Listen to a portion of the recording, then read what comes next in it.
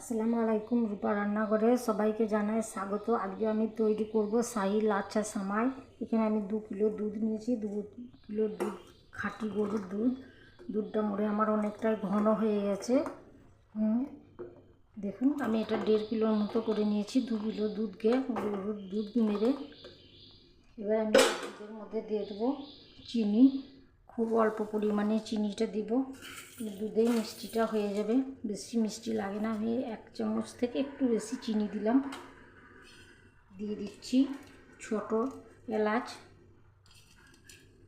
আর দারচিনি। আমি এখানে 3টে ছোট এলাচ দিলাম আর দারচিনি দিলাম।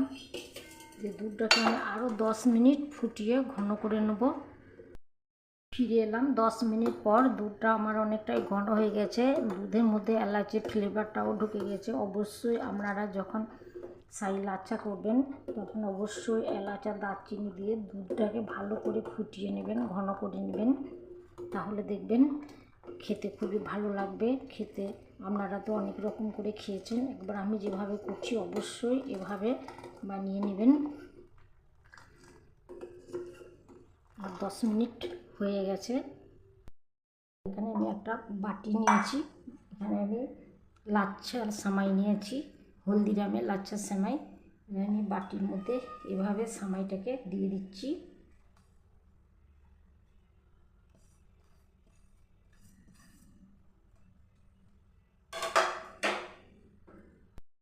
সেমাইয়ের মধ্যে আমি গরম দুধ ঢেলে দিচ্ছি।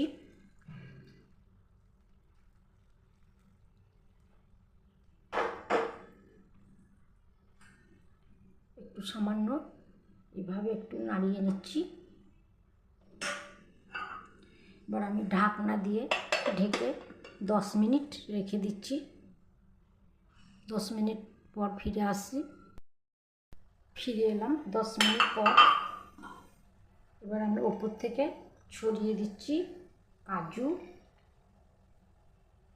কিশমিশ, কাজু ছড়িয়ে দিচ্ছি।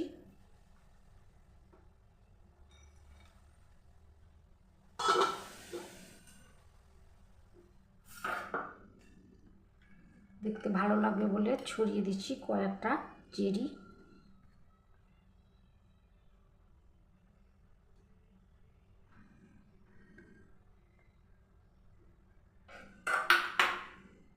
আমি ঢেকে আরেকটু রেখে দেবো 2 মিনিট।